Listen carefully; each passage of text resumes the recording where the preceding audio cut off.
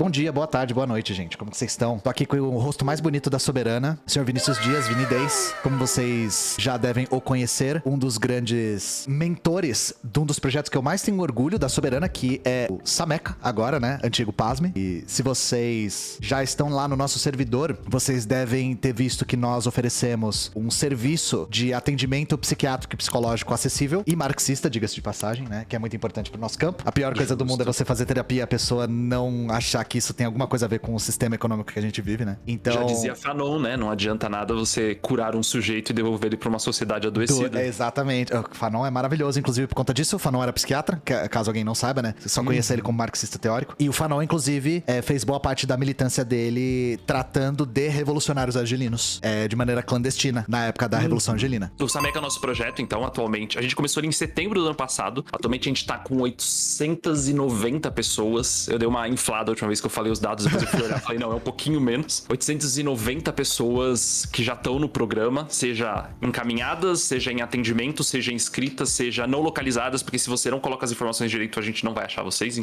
Acontece, infelizmente. E 120 psicólogos, se eu não me engano. Então, é um projeto que já ganhou uma proporção interessante. Maravilhoso. E é isso, a gente oferece tratamento psicológico a custos sociais, que variam de R$5 a R$60. E aí o psicólogo, percebendo uma necessidade psiquiátrica, ele faz também o encaminhamento para a psiquiatra do projeto.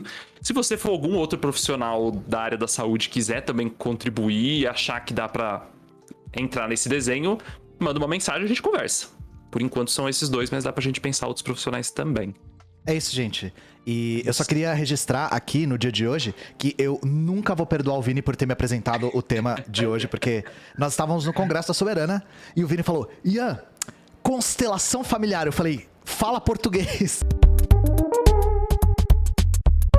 Eu não sabia o que era. E aí eu fui ler. E puta merda, cara.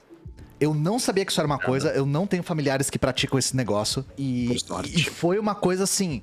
bom, pelo menos eu tô vacinado contra pra saber o que é. E, Vini, o que a gente tem pra hoje, né? Como que a gente vai expor esse negócio que a gente batizou de gimo transcendental, né? Gimo pseudocientífico hoje. Boa. Então vamos lá. Hoje, assim como o Ian, talvez alguns de vocês não conheçam, a gente vai falar um pouquinho, vai apresentar, vai explicar o porquê odiamos tanto, porque provoca essa repulsa de tal tamanho em nós, e deveria em todos, porque, enfim, é a única resposta correta. E vou explicar então um pouco da onde vem, quem é o fundador, quais são alguns princípios básicos, e aí, como sempre, a gente vai trazer um pouco para discussão política, então vamos ler um pouquinho termos que são usados. Então, em geral, você vai encontrar galera falando de constelação em dois espaços, o místico e o liberal. Então, já imaginou o que vem quando a gente junta essas duas coisas, né? Fudeu de vez! Não é café high stakes por um pouquinho, mas tá naquela lá, sabe? Tá na Bulletproof, né? É bulletproof. Bom, vamos lá. Por que odiamos tanto constelação familiar? Pra quem não sabe, eu tô lendo o chat no celular, mas qualquer coisa, se precisar me interromper, você me interrompe. Eu tô de olho aqui. Bom, constelação familiar, pra quem não sabe, foi criada na década de 70 por um cara chamado Bert Hellinger. E aí, já uma dica pra vocês. Toda ciência que é criada por uma única pessoa tem um problema. Muito bem observado, inclusive. Então, assim, começa aí. Bert, pra quem não sabe... e aí se preparem, tá? Acho que é legal dar esse disclaimer no começo. Tem uns gatilhos meio pesados aqui, tá? A gente vai falar de coisas, de problemas de violência, de abuso, de tudo que tem de pior, assim. Então, se você for sensível pra esses temas, fica aí o aviso. Vamos falar de abuso sexual, vamos falar de abandono parental, tem uns temas pesadinhos. E, enfim, se você precisar, inclusive, depois conversar, manda mensagem, eu bato um papo com vocês. Estamos aí pra isso. Estamos aí pra isso. Qualquer coisa, tá aí o Sameca também, fica ofertado. Bom, então o Hellinger ali na década de 70, ele cria. Só que antes do Hellinger criar, ele era alemão e ele participou simplesmente do exército durante a Segunda Guerra. Só que não é nem Lady Godwin, gente. A gente chegou no Adobe Replay em um passo, sabe? Não é o cara que era amigo do cachorro, do papagaio, do cara que era da SS. Não, o cara era fã do Ripley, assim. Ele era... Ele não faz dog whistle, né? Não é apito de cachorro. não ele é apito de cachorro. O cara é um trombone, né? Ele não é um apito de cachorro. Ele literalmente tem um poema publicado com o título Ode ao Adobe Ripley. Então, o cara que cria a constelação também criou um poema chamado Ode ao Ripley. Partimos deste ponto. E só um detalhe. Não dá pra melhorar, né? Não é só um... Parece um ad hominem, isso, né? E aí, Vini, vocês estão desmerecendo o cara só porque ele era nazista? Não. Sim, mas não. Porque... sim, mas não. Porque tem a ver com a ideia da constelação familiar em si. Exatamente. Exatamente. Essa percepção de mundo dele, a qual faz o Ripley parecer uma pessoa, ela transparece na teoria, né? Não, entendamos que uma teoria ela não é desvinculada do sujeito que a cria. E aí ele vai trazer tudo isso. Claro, ele não vai dar esse nome, ele não vai falar isso. Ele fica subentendido. Aí vira um apito de cachorro, sim. De alguma forma. E aí, terminada a guerra, o Bert, que também era um missionário católico cristão, ele vai pra África do Sul fazer trabalho de missão, pra ele catequizar tribos africanas, tribos Zulus, em especial. E nessa experiência, ele tem vivências extremamente espiritualizadas, e é nessa vivência espiritualizada lá que ele cria os conceitos da constelação familiar. Ele é basicamente aquele seu amigo que um dia foi tomar ayahuasca e nunca voltou. É o cara branco que foi pra uma comunidade que tinha uma cultura diferente e ele acha que ele descobriu a verdade nessa comunidade porque a autoestima do cara branco e sobretudo o branco é inquebrantável, assim. Perfeito. Eu não poderia ter colocado melhor. É isso. É a autoestima. Foi uma questão de autoestima do cara mesmo. Ele viu o universo e no universo estava o avô dele, o bisavô, o tataravô. Todos eles o cumprimentaram, abraçaram e falaram: parabéns, você está certíssimo. Ensine as pessoas a ser tão certas quanto você. E ele levou missão de vida. Sim. Basicamente isso. E vou explicar um pouco porque eu falei do avô, bisavô e tataravô, porque isso tem tudo a ver com a teoria dele, tá? Não foi à toa. E aí, então essa é a brisa. Ele sai de lá, ele volta pra Alemanha, aí ele estuda um pouquinho, ele tem uns cursos lá de psicoterapia, ele entra realmente em algumas coisas de pedagogia e tal. Só que a base da teoria vem dessa experiência dele mística, transcendental, por isso que eu trouxe essa palavra que eu acho que cabe muito bem nessa ideia. E a gente não pode esquecer que era uma África do Sul do apartheid, só pra lembrar, assim, né? Não é qualquer África do Sul. Ele não tava lá em Ciência Sem Fronteira, né? Ele tava lá pra catequizar. Ele não tava lá no Médicos Sem Fronteiras também. Ele tava lá pra ir em comunidades Zulu da época do apartheid pra catequizar. Exatamente. E aí, ele cria a constelação. Vamos lá, falar um pouquinho de constelação pra gente situar um pouco qual é então esse conceito que ele cria, porque que mesmo o conceito ele é muito ruim. De acordo com ele próprio, a constelação ela vai ter dois pilares básicos que tem a ver com a psicologia, que é a psicologia sistêmica e o psicodrama. Se fosse isso, a gente pode até fazer algumas críticas, mas até passa. Porque a psicologia sistêmica tem algumas qualidades. Se vocês algum dia ouviram falar em psicologia sistêmica, não é a mesma coisa, tá? Que a constelação familiar sistêmica não é a mesma coisa. A sistêmica, ela tem algumas qualidades. Eu sei falar muito pouco, porque não se estuda direito, mas tem alguma coisinha legal lá na sistêmica. Mas o que é sistêmica? Isso nem eu sei o que é. Então, a sistêmica, ela vai entender que nós funcionamos em sistemas. Então, você tem o seu sistema familiar, seu sistema de trabalho, seu sistema de relações pessoais, e ela vai olhar um pouco pra como tá as relações dentro de cada um desses sistemas e tal. Tá. Ela tem alguma qualidade nesse sentido, sabe? Acho que se fosse isso, era o menor dos problemas. O psicodrama, ele é uma técnica, talvez aí um pouco mais polêmica. Eu particularmente gosto um pouco, tá? Porque tem um pé de psicanálise no psicodrama. Porque o psicodrama, ele é uma técnica de terapia em grupo. Então, terapias em grupo, pra quem não sabe, é uma coisa dificílima, é uma coisa que exige um puta trabalho, um conhecimento monstro e um manejo fenomenal do terapeuta, porque ela é muito difícil. A terapia em grupo, ela pega um tema, um grupo ele vai trabalhar um tema, ele não vai trabalhar assim a vida, não é igual uma terapia individual. E é difícil fazer isso. E tem técnicas, então a gente pode pensar no Pichon Riviera, o grupo operativo. Tem outras técnicas, e o psicodrama é uma dessas técnicas. Hipnose é uma bosta. Eu já vi o chat aí falando. Hipnose é pseudociência. Tá na mesma linha da constelação, praticamente. Caralho, não sabia. Achei que hipnose tinha algum tipo de credibilidade. Não. Assim como yoga tem, talvez. Tem. Sabe? assim... Mas é uma credibilidade mais do místico, assim como as religiões têm, sabe? Não Porque é... yoga eu não manjo de yoga, né, gente? Mas yoga tem muita coisa de... Tem a yoga postural, né? Que é quase um exercício físico. Que é um exercício físico, na real. E tem de meditação também, de controle de respiração. Então, tem esse mérito aí, né? Sim, então, mas é isso, perfeito. Tem um mérito, mas o mérito ele é mais subjetivo do que de fato científico. Tá fora do escopo da ciência, né? Isso é um fato. Isso. A hipnoterapia vai muito pra essa brisa também. E o psicodrama é cooperativo. basicamente vocês, né? Os terapeutas fazem uma encenação como se fosse um teatro mesmo, né? Você coloca a pessoa para o teu conceito que é o acting out, que é o de atuar. Isso vai acontecer em várias terapias. Às vezes você tá no set terapêutico, a pessoa simplesmente começa a te xingar como se estivesse falando com outra pessoa, sabe? Começa a reagir a você como se fosse ou a pessoa com quem ele tá tendo dificuldade e tal. Na vida a gente faz isso, sabe? Quando você reage a alguém que não é daquela pessoa que você tá falando. Uma pessoa no chat falou o que eu pensei. Que pavor disso. Que pavor disso. Foi a frase que veio na minha cabeça, de verdade. É tipo o Twitter. Pois é, a psicodrama é o Twitter, pronto. Tipo Twitter. Mas assim, ele tem algumas qualidades porque, por exemplo, o grupo, ele é muito mais eficiente. O grupo mesmo, tá? Grupo, não constelação familiar, pelo amor de Deus. Vamos pegar trauma de guerra. O pessoal que vem de... O pessoal que fica traumatizado com guerra. Esqueci, tem um termo certo no país. É o shell shock, né? Eu não sei como é que fala isso em português. o Mas é pessoal vai lembrar daqui a pouco, não.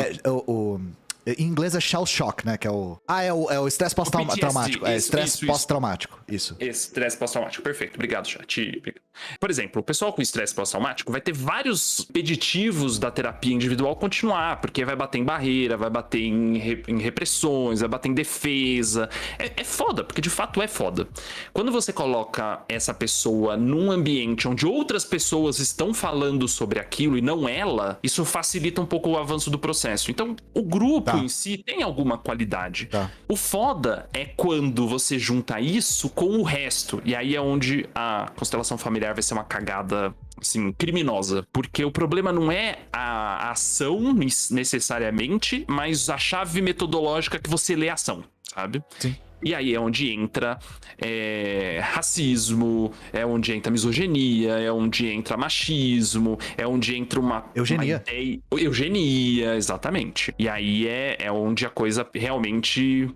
Pavor, como disse o chat. Aí é quando vira pavor. Então, ele se vende como uma junção dessas duas coisas, mas o que ele esconde é o resto. E o resto é o que fode o rolê. Sim. Tá? Eu acho que é isso que...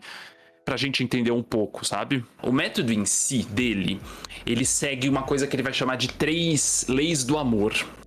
Eu li sobre... Nossa, essa é a pior...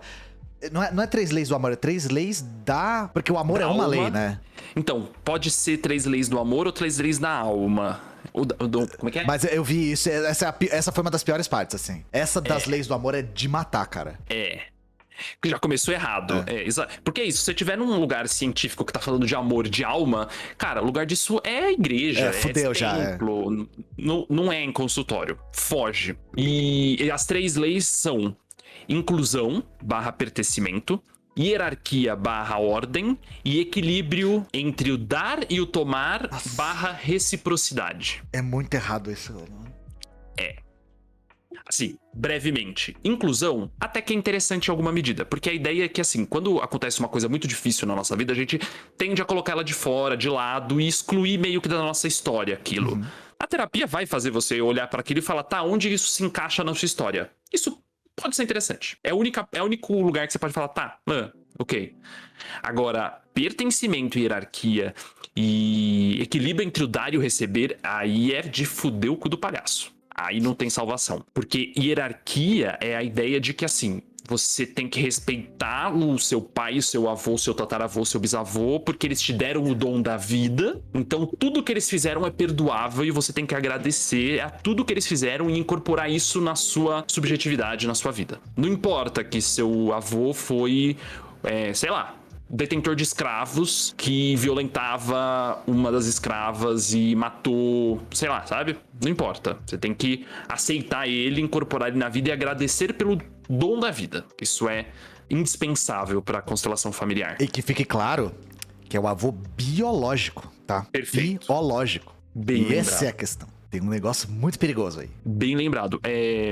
é muito comum um relato de fazer pouco caso da ideia de adoção, no sentido que você tem que entender que, como a vida veio antes da adoção, você tem que agradecer e incorporar as pessoas que vieram antes. E aí, se quem deu a vida foi um estupro, num ato de estupro, você tem que agradecer ele por ter a mãe biológica, por exemplo. Não, esse grau de errado. Tem esses dois fatores, né? Primeiro, menosprezo pela adoção e por famílias com outras configurações, né? E de famílias de casais de homossexuais. Que existe uma negação da existência disso completa. Isso nem é abordado. Pra ele não existe isso. Quando aparece, a esposa dele, acho que é Sophie Hellinger, ela dá continuidade à linha dele depois que ele morre. E ela aborda. O que ela vai dizer? Ai, meu Deus. Quando você tem um casal homossexual que adota, tá faltando o feminino. E a criança vai sentir falta disso até que os pais agradeçam a mãe que fez aquele sujeito. Então, assim, tá faltando. Enfim, não precisava dela pra gente chegar nessa conclusão, né? Já dava pra Exatamente. E tá, essa é uma coisa. Agora, eu vou dizer que pra mim talvez não seja nem a pior. Equilíbrio entre dar e receber é onde a coisa fica feia. E aí, preparem o telefone do terapeuta de vocês. A ideia é essa, existe um equilíbrio entre o dar e o receber. Então, se existe uma relação sexual, ela é equilibrada. Então, se uma mulher foi violentada, em alguma medida ela quis aquilo, porque senão aquilo não teria acontecido. Negar esse desejo é criar um desequilíbrio e é por isso que ela adoece. Então, ela precisa agradecer e reconhecer o desejo dela naquilo pra curar, pra perdoar e depois se curar a partir desse perdão. Precisa de mais? Eu não vou comentar, eu não tenho o que falar, não. Desculpa, ficou um ambiente pesado aqui no recinto. Mas a gente tá usando isso aqui como denúncia, tá? Olha a denúncia aqui, ó. Tá aí, ele é grave. E se a família de vocês faz essa porra desse negócio de constelação familiar, saibam que é nesse espaço que elas estão entrando, tá? E assim, desculpa, isso inclui criança, tá? É, lógico. E onde isso assim, vira uma coisa inacreditável é o fato disso estar no nosso sistema judiciário. Tá? Então, agora tá tirando. Isso tá mudando. Mas isso em 2007 ou 2012, agora tem algumas datas importantes. Isso foi aprovado como forma de mediação de conflitos em sistema judiciário. O constelação familiar? Constelação familiar. Como que esse bagulho... Enfim, né? O Brasil Eu te explico como que entrou. Tem um juiz na Bahia, chamado, eu anotei o nome dele, Sam Stork, que ele fez... Um homem branco, bem apossado. Ele fez, isso mudou a vida dele. Ele falou, de agora em diante, na minha vara, isso vai acontecer. Só que esse cara tem contatos, ele fez um lobby e isso se tornou projeto de lei. Sabe quem defendeu esse projeto de lei em 2022? Pode ter... Cara, em 2022 pode ter sido tanta gente ruim, sabe? Foi ninguém mais, ninguém menos que Eduardo Girão. Big Spin, que agora tá no novo, inclusive. Que tá no novo, exatamente. O novo é diferente, é top, é moderno, vai ter constelação familiar no sistema judiciário. É isso aí. É novo, é moderno, é top, é constelador. É constelador, Inclusive, ano passado foi muito bonito. Eu acho que foi 22, pode ser 20, tá? Minhas datas não é meu forte. Foi muito bonito, porque eles foram na Câmara fazer um evento de... parabenização dos tantos anos. Acho que é 15 anos mesmo, então acho que foi 2007 e foi 2022. Acho que foi 15 anos de constelação. E eles foram fazer um evento, que da hora, constelação, não sei o quê. E aí a oposição se mobilizou, levou um monte de gente e debulhou os caras. Fez metade do pessoal que foi lá defender constelação mudar de ideia no meio e falar assim, pensando bem, tem várias críticas que precisam ser consideradas. Pensando bem, né? Nossa, depois de 15 anos pensando bem. Cara, é muito engraçado os relatos, porque podia até ter trazido o relato. Sim. Depois, se vocês quiserem, eu acho que eu tenho ele fácil. Um cara que era, biomédico, assim, falando, enquanto ao profissional da saúde, eu realmente tenho que admitir que tem alguns problemas. Vá. Deve ter alguns. E o fato do cara ser foda-se, né? Não é um negócio que você não acha em lugar nenhum, né? E é nesse ponto que nós chegamos. Eu acho que a gente pode ir pro texto se quiser.